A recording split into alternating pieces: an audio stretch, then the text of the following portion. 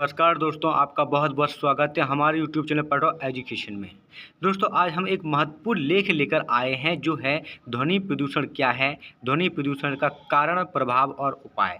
जी हाँ दोस्तों, आप सभी ध्वनि प्रदूषण के बारे में थोड़ी बहुत जानकारी तो रखते हैं, लेकिन यहाँ पर वो समस्त जानकारी बताई गई है जो आप नहीं जानते हैं और आपके लिए जानकारी जान लेना बहुत आवश्यक है, क्योंकि आप इससे बुरी तरीके से प्रभावित हो रहे हैं और कई भयंकर रोग आपको हो रहे हैं, वह हो रहे हैं ध्वनि प्रदूषण से और आपको पता ही नहीं चलता है।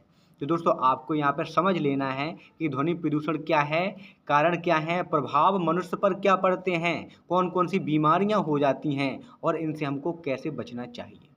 तो दोस्तों, अगर आप हमारे यूट्यूब चैनल पर पहली बार आए हैं तो हमारे यूट्यूब चैनल को सब्सक्राइब कर लेना और वीडियो को शेयर ज़रूर कर देना। तो दोस्तों, शुरू करते हैं, ध्वनि प्रदूषण क्या है।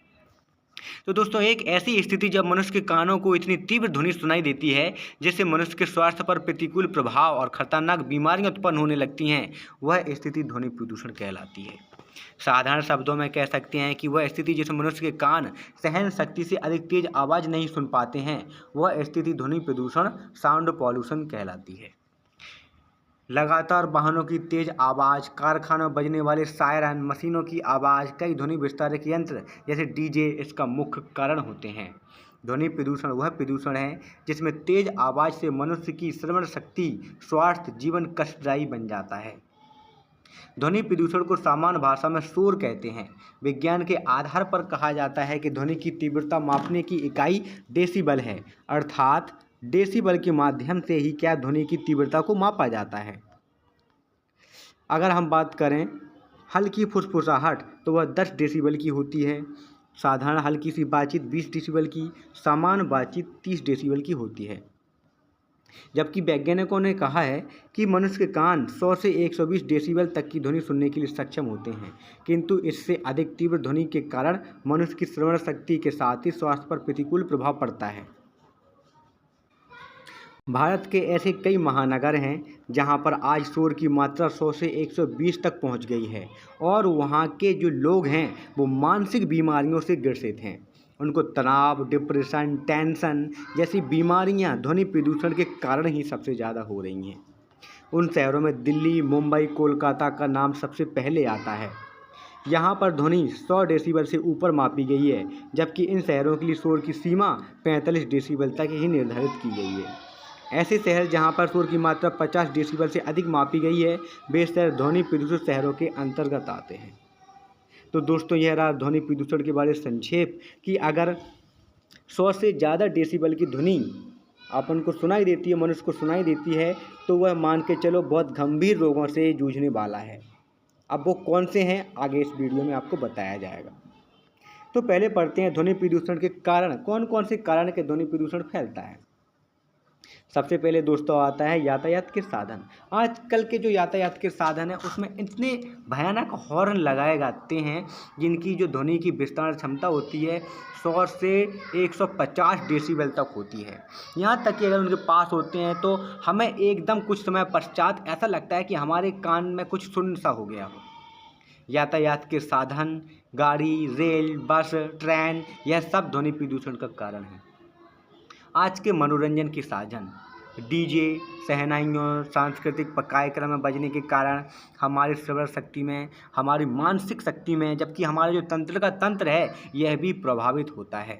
लगातार अगर व्यक्ति इनके संपर्क में रहता है तो वह कई बीमारियों से जूझने लगता है। सांस्कृतिक उत्सव में भी जो डीजे वगैरह आते हैं और जो सांस्कृतिक होम थिएटर वगैरह हैं, यह ध्वनि प्रदूषण के कारण हैं। उद्योग धंधे भी ध्वनि प्रदूषण का कारण है, क्योंकि आजकल कुछ ऐसी मशीनें हैं जो लगातार ध्वनि उत्पन्न करती रहती हैं और वहाँ के जो लोग वर्कर होते हैं उन पर इसका बहुत बुरा प्रभाव देखने को मिलता है। तो दोस्तों, इसके साथ ही अन्य प्रकार के ऐसे साधन होते हैं जो कुछ प्राकृतिक साधन भी होते हैं, जैसे बिजली कड़कना, है ना, ये भी एक प्राकृतिक साधन है जिसके द्वारा ध्वनि प्रदूषण फैलता है और इसका भी बुरा प्रभाव मनुष्य, जीव जंतुओं पर पड़ता है। अब दोस्तों देख लेते हैं वो कौन कौन से दुष्परिणाम हैं। दोस्तों, ये आप लोगों के लिए, सभी के लिए समझना बहुत इम्पोर्टेंट है। तो एक जर्मन डॉक्टर जैक्सन के अनुसार बताया गया कि शोर में सिराएँ, शरीर की सिराएँ सिकुड़ जाती हैं। इसके बाद छोटी सी सिराओं में रक्त का बहाव भी कम होने लगता है और मनुष्य हृदय संबंधी रोगों से जूझने लगता है। मनुष्य का स्नायु तंत्र भी प्रभावित होता है। तो दोस्तों, अगर यहाँ पर लगातार कोई भी व्यक्ति ध्वनि प्रदूषित क्षेत्र में रहता है तो उसकी जो सिराएँ हैं जिनमें रक्त प्रभावित हो रहा है, उन सिराओं का आकार कम होने लगता है और फिर ब्लड का सर्कुलेशन वहाँ पर ठीक प्रकार से नहीं होता और हृदय के रोग होने लगते हैं। यहाँ तक कि हार्ट अटैक तक की भी यहाँ पे संभावनाएं बढ़ जाती हैं। डॉक्टर्स की रिपोर्ट के अनुसार बताया गया कि 80 डेसिबल से अधिक तीव्र ध्वनि पर बहरापन हो सकता है, जबकि 100 डेसिबल से अधिक तीव्र ध्वनि के लिए स्थायी बहरापन हो सकता है। अगर आप कोई ऐसी कंपनी में काम करते हैं जहाँ पर लगातार खटर पटर की आवाज़ आती है, ध्वनि तीव्र होती है, तो वहाँ पर जो व्यक्ति काम करते हैं उनमें कुछ समय पश्चात स्थायी बहरापन होने लगता है। डिस्को क्लब ऐसे स्थान होते हैं जहाँ कभी कभी शोर की मात्रा 140 तक होती है और इतना शोर व्यक्ति के स्नायु तंत्र को प्रभावित करने लगता है और व्यक्ति बहरा होने की काफ़ी कगार पर पहुँच जाता है।